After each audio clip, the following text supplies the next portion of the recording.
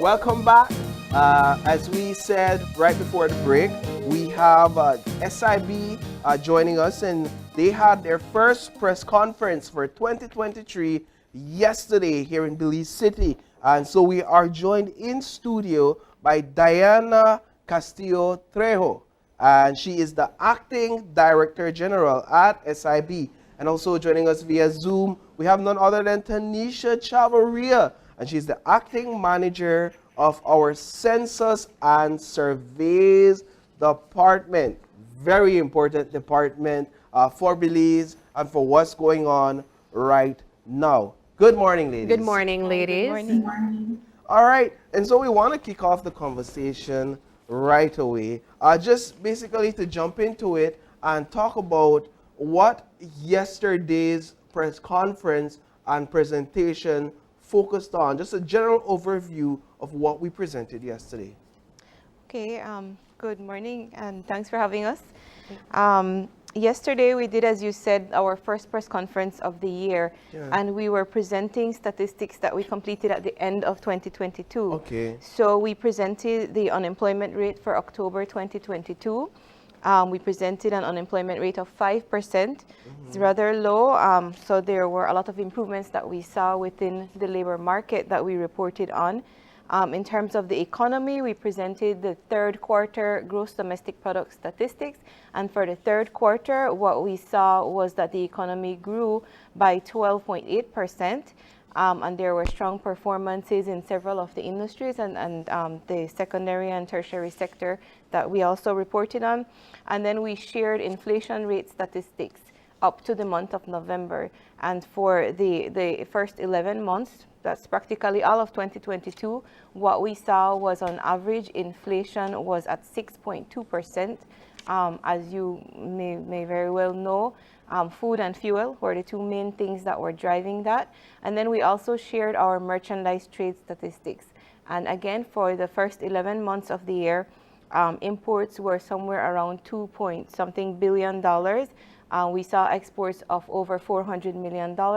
There were increases of both of those, and we went into the details of those. So that was what we presented yesterday. Let's talk a bit about the labor force survey. We'll begin there, and I'm interested in knowing what district in Belize showed the highest unemployment rate and what that rate is.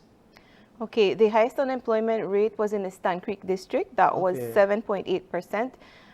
We saw the lowest in the Belize district, in the Cayo district, that was 3.5%. And when this percentage is taken from what number? Is there like an overall figure of the labor force in the Stan Creek district per se? Yes, so for the country and district by district, that's how the unemployment rate is calculated. Yeah. You have the number of persons who are unemployed, and you have that as a percentage of all the persons who are a part of the labor force. What do we consider as youth when we do surveys on youth and unemployment? What's the age range? We're looking at persons aged 14 to 24. Okay. Now we know that the mandatory age for schooling there's recently been an approval to increase that. That should be coming into effect later this year. So we may have to make some adjustments to that. But as of right now, we are looking at persons who are 14 who can work, who don't necessarily have to be in school, up to the age of 24 for youth unemployment. Okay, and so you're saying that at this point, from 14 to 24, you are by law allowed to work? Well, as of the age of 14, persons are legally allowed to work. That's correct. To work, yes. Correct. And what are we seeing in terms of the unemployment rate among youths, especially within that range? Okay, I will ask Ms. Chavarria to take that one for me. Go right ahead. Hi, good morning, thanks. So I'm here to answer all things LFS and what we're seeing with the youth when compared to the previous labor force, which was in September 2021, the youth unemployment rate, it was at 18.6%. And for the last round of the LFS, which is October 2022, it went down to 12%. So this is primarily due to the youths exiting the labor force. What that means is that they are available to work, they want to work, but perhaps they stop looking for work. And that continues to attribute to the jobs that they're not getting when compared to other age groups. So do we factor in the labor force persons that are looking for work as well? Is that something we Yes, we consider? have, and we recently adopted some more strict criteria of what would constitute a person who is unemployed. And there are basically three things. The person would not be working, they would be available to start work within the reference period, and they would be looking for work. So if any of those criteria are not met, and for the most part, persons who maybe are not working, they might still want to work, but they're not looking for work, that's the criteria that they miss. They just stop looking sometimes. Your statistic provided that 35% of the population was informally employed. What do you define that to be? Okay, Ms. Chavarria? Yeah, Ms. Chavarria. We have two definitions for persons that are in informal employment. If you are self-employed, we would consider you in informal employment if your business is not registered in the Belize Company Registry or with the Social Security. And if you are a paid employee, then we would consider you in informal employment if you or your employer are not contributing to Social Security. So you're saying that if the business is registered, it's considered informal employment? If it's not registered. If it's not registered, how do you guys go about collecting that data if it's not registered? We would directly ask this to the respondent when we interview them at their household. And so they would reply to us if they are self-employed. They would let us know if their business is registered. And if they are in paid employment, we ask them if they contribute to Social Security or if their employer does. Okay. You know, it's me just looking on this 35.3% is a huge That's a lot, chunk yes. of the estimated labor force, because this is out of the estimated labor force, right? So even if you're in informal trade, you're still a part of the estimated labor force. Yes, so as long as we can determine that a person has been engaged in some kind of paid activity that would constitute employment, and there's a definition for that, then the person would be a part of the labor force and they would be a part of the employed section of the labor force. So that informal 35% is actually 35% of all employed persons. And it's a big number, but it represents a considerable reduction from a year prior, where we had about between 40-45% of employed persons were informally employed. Yeah, so I know that that one of the initiatives that the current administration has been taking, they've been working a lot with these MSMEs, these small businesses, to kind of get them more exposed and give them more information as to how they can register their businesses. Right. So perhaps that has Been the taken reason. a positive effect Yeah. on decreasing this number of persons that are informally employed. However, the number remains high. One of the interesting things coming out again out of the labor force survey is that Belizeans are working longer hours. That's correct. We're seeing a general trend towards more persons being employed in the formal employment sector, and two, less persons being underemployed. We use a time-related measure of underemployment. So if persons work less than 35 hours, but they would want to work more hours, they're considered underemployed. So we're seeing fewer persons being underemployed. So it's telling us that there's a trend towards more full-time employment and more formal employment. And we see that both in the hours worked. So on average, the hours worked went up from about 38 a year prior to about 43 hours per week on average.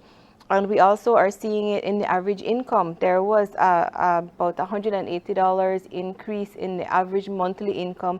So those things are telling us that there seems to be a sort of shift away from that informal underemployment type of job towards more, perhaps more stable, more full-time, more formal employment.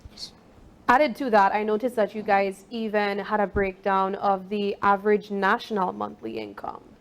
Yes. Could you add to that as well? Okay, Tanisha, could you take that? Sure. Let me find that breakdown. Yeah, you got it. While Yes, ma'am. you got it. All right. So Yeah, so all in right. informal employment, Yeah. the average monthly income is $1,031, and then in formal employment, persons are earning more at $1,500 and $1,514. The underemployed, they earn less. Of course, that's usually attributed to them working less hours at $751.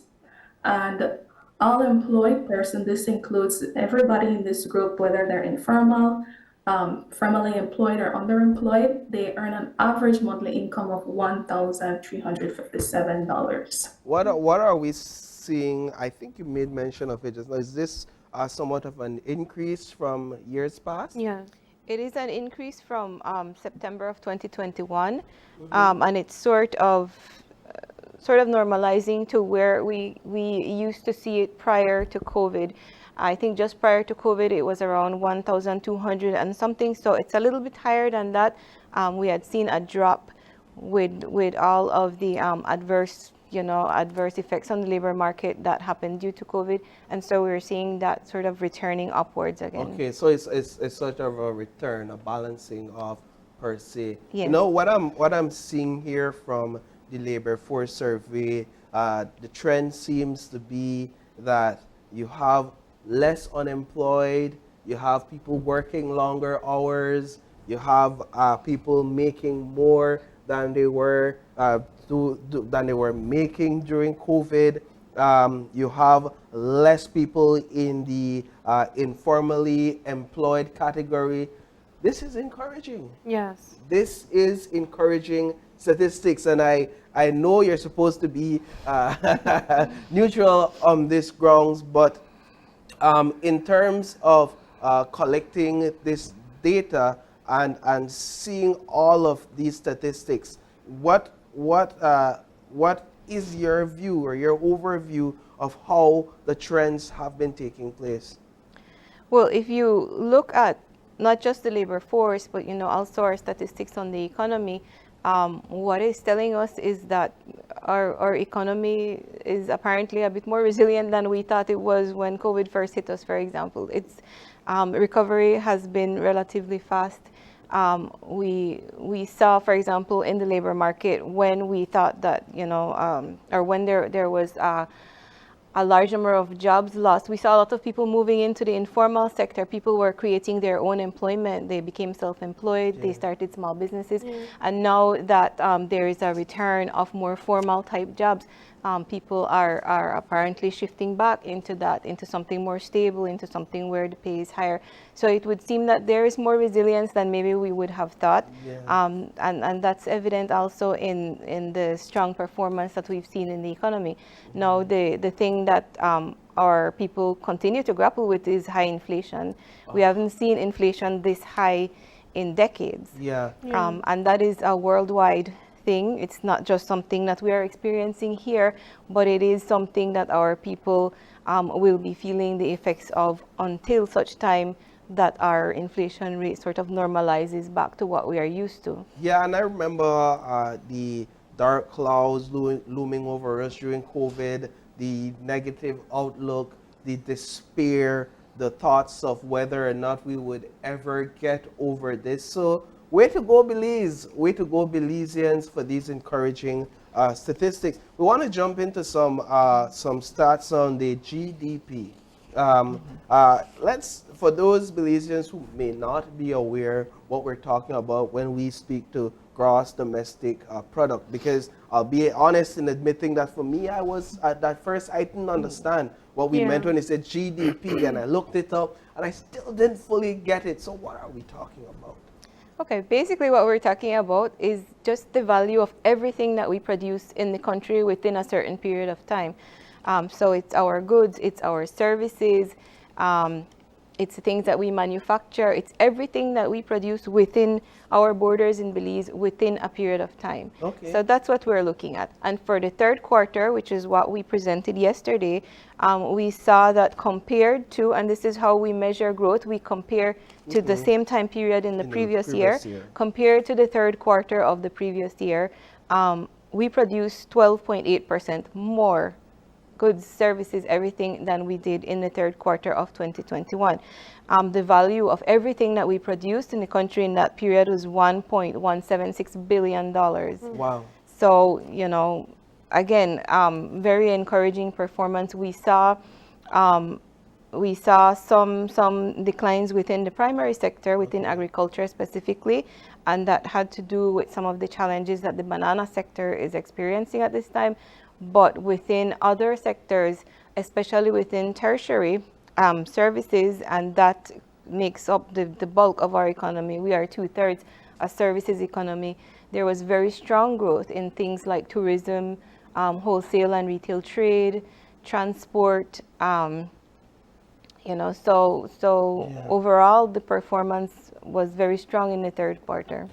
Talk a bit about the, if you would, I'm not sure if it falls under this this category, but when we speak to the increased cost of fuel, and perhaps how that may have affected some of these sectors in terms of, all right, they're producing more, like transport sector, but perhaps they've increased their cost as well, which then adds to the amount of money, you know, that they're bringing in because, well, they've increased their cost. Okay, when we measure GDP, we measure it in terms of actual output, like actually what is being produced, not necessarily just in terms of money. So if I'm producing the same amount of, you know, whatever item I'm producing this year and next year, but I have to raise my price because of inflation, that doesn't mean I have produced more. I'm producing the same amount. So we measure in terms of the quantities that are produced, and we adjust for rising prices. So how do you measure what the transport sector produces? What do you look at? There are certain indicators. We look at things like numbers of persons who are traveling by various modes of transportation. There are other indicators, and I can't say off the top of my head, but I would you know, imagine there's a number of things complex. that we do look at, and we try for the most part to stick to quantities where we can, because changes in output, changes in how much we produce has to do with quantity, not necessarily with price. Price is affected by inflation. Where we will see the effects of rising fuel prices is when we start looking at the inflation rates, because there we have seen it being one of the, or the main item that has driven inflation in our country for the past 2 years at least. All right.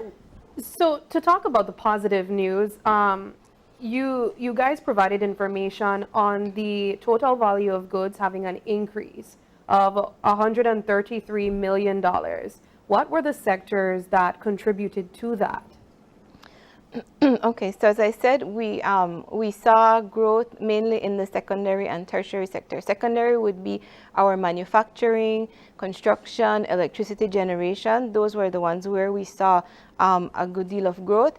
And then in tertiary, in services, wholesale and retail trade, transportation, tourism, those were the main ones that we saw. And those are some of our biggest contributors to the economy, the services industries, and also some of our biggest employers. Yeah, and that's I noticed the beverage as well. Yeah, that's Beverage in and dairy as the one of them. secondary sector. Yes, correct? right. Beverage production would fall within manufacturing, and yes, we did see a considerable increase in beverage production. When when we speak of a quarter, clearly we're talking about 3 months period, correct? Yes. So all of these, at least from the labor force and the GDP, well, what we're talking about is all that took place within 3 months. Well, for the GDP, that is all within 3 months. For the labor force, we were looking specifically at the month of October. So that is labor conditions, employment conditions, specifically during the month of October when we collected that data. Yeah, and I appreciate that for the tertiary sector that within those 3 months or the third quarter, we saw that 14.4%, which is $93 million production, right? Which again speaks to a recovery in terms of the tourism sector, in terms of transport, etc. But we want to get into what you brought up. You've brought up a couple of times, inflation. When we speak to the consumer price index, are we seeing historic rates of inflation in Belize? We are seeing inflation that we have not seen since probably sometime in the 1990s. We in Belize are used to inflation somewhere around 1% per year. So when we see inflation of, it's going to be 6 point something percent by the time we finish with all our data for 2022, it's going to be above 6% inflation. That is something way out of the ordinary of what we as Belizean consumers are used to seeing. Just between, because we also track inflation from 1 month to the next, within 30 days, just between the months of October and November, prices went up by 0.6%. It sounds small, but again, we are coming from a context where in some years, entire years, we see inflation of 0.6%. And so it is definitely something that our consumers are feeling, our households are feeling the effects of it, because it is much, much higher than the types of price increases that we are accustomed to seeing. So how does inflation work? Basically, because we are an importing economy for most of our commodities, when there is inflation with one of our major trading partners, we import that inflation in. We have seen high rates of inflation with fuel, which we import all our fuel, and with food, because we import a large amount of our food. Even though we produce some, we import a lot, and we also import the inputs that go into producing the food that we produce here. So even those items would have seen increases. Food was one of the items that had the biggest inflation over this period. Wow. Up to the month of November, for the first 11 months of the year, food inflation was over 7%. We're not used to seeing that type of inflation for food. This means that simply that the cost of food has increased. Right. So by that if you would have gone to the grocery store to buy food in November of 2021, and everything that you bought cost you $100, and in November of 2022 you go to the store and buy the exact same things, it would have cost you $107. That's how inflation works. Yeah, I know. I feel like now more. My grocery bill, the You know, increased because that's what I was thinking. You say it's 7%, that's like $7 out of 100, and I'd almost say, well, I want to feel it, but I know I feel it that much, but that I don't know how to feel. What I'm feeling is 20, 25, almost 30% increase. So Okay. like how do you even? Two things. One, the year to date up to November, it's sort of an average for the year. Yeah. What we have been seeing throughout 2022 is that we started with moderate inflation for food, and it just started increasing. So by the time we hit the month of November, inflation for food was at 10%. So it has been rising. So yes, you are feeling prices of food increasing, and increasing at a more rapid rate. That's one. The other thing is, it all depends on what you consume. The inflation rate that any household feels or perceives to be affecting them has to do with the combination of goods and services that you buy. There are things where the increase in price has been much higher. There are things that have been more stable, Okay. and depending on what you or your household consumes, Right. you will feel it at a different rate. And then you average that, and that's And how the you get the CPA, average. the inflation rate for the country is an average. Okay, so then let's talk a bit about how some of these inflated products have affected some of the prices in goods. Like, for example, we've seen a significant increase in transport because of the high cost of fuel. Are there any other, well, then you talked about food and then non-alcoholic beverages as well? Yeah, well, non-alcoholic beverages, we haven't really seen very much change in that, but food items specifically, Yes, and we're as you talking like mentioned. fresh produce, meats, things that are basic food items, the or rice, flour, our grains, all of those things we have seen across the board that they have been increasing in terms of food prices. And we saw initially that inflation hit food directly or transport prices like fuel prices directly. Yeah. Now what we're seeing is even things like restaurant services, which would depend on their what food costs them in terms of their inputs, what butane costs them, what transport costs them. Those things are showing rising prices now. Things like, within transport, not just fuel prices, but things like actual bus fares, sea fares, taxi fares. We're seeing increases of those, and those are sort of the secondary effects of what we saw hit first directly, just fuel prices. Now, we know that inflation affected the entire country essentially, but are there specific districts that you would be able to say is impacted a little bit less or more? I don't like to break it down too much by district because it tends to vary from month to month. Okay. And what we saw for several months is that the Orange Walk district stood out as one, or Orange Walk town, because we collect prices in the municipalities. Orange Walk town stood out as the municipality that had the highest inflation rate for several months.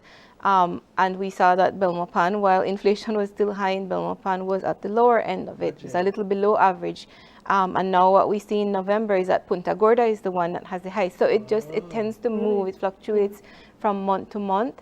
But, overall, we kind of focus on what the overall picture is nationally. So we're saying Belmopan is the place to live during a rate of high inflation, right? I don't know if Belmopan residents would say the same about that. I would imagine, right? Yeah. And this, I mean, these are some very important statistics.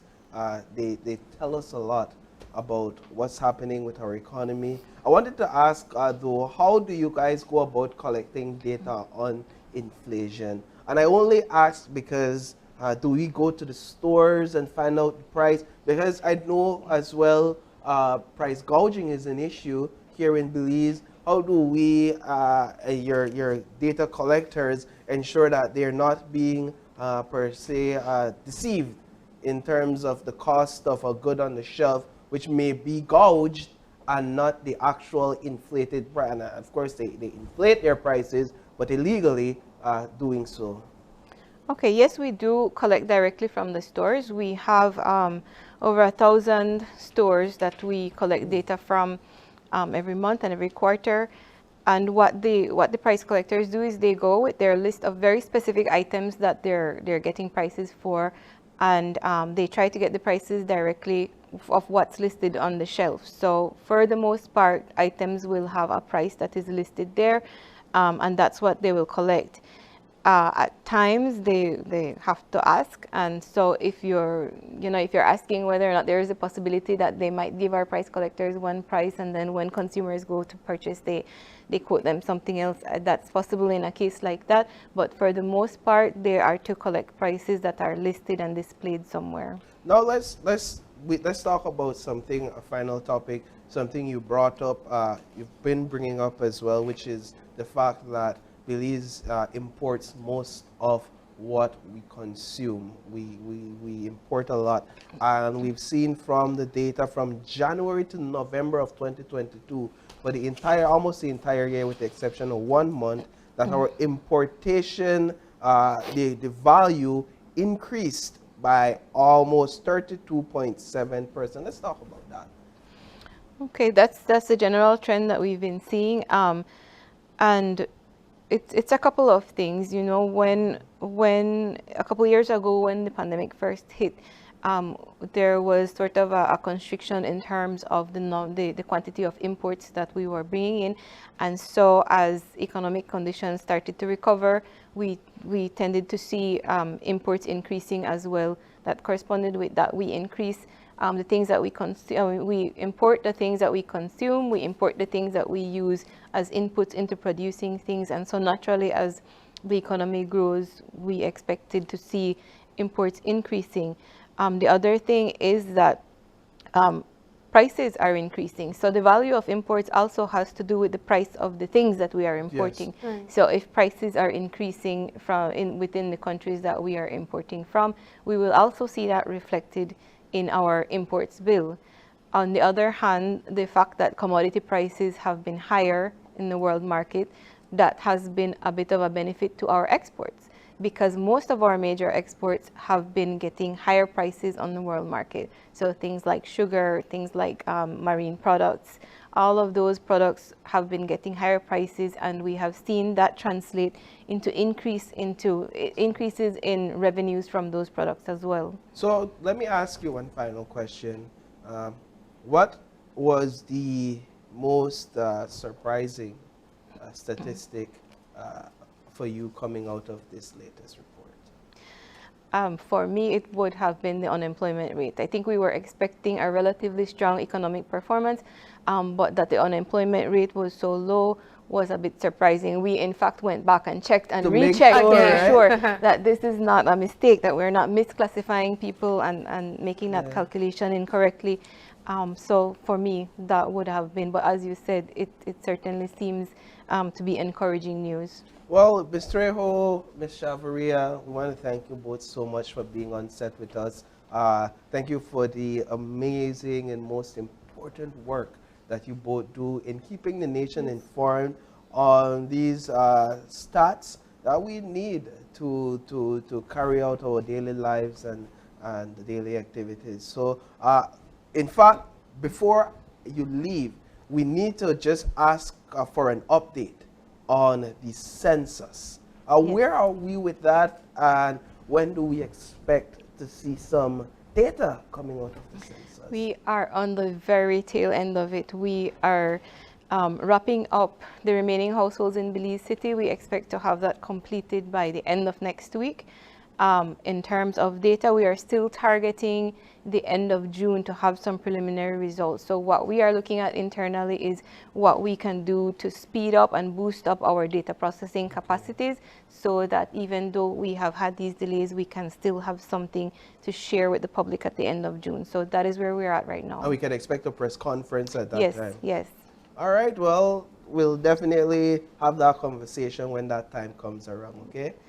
Yes, thank you very much. Thank you very much. Thank you. So with that, we'll take another break, and when we come back, we'll take you to church with our second segment. So you don't miss that one. Stay tuned.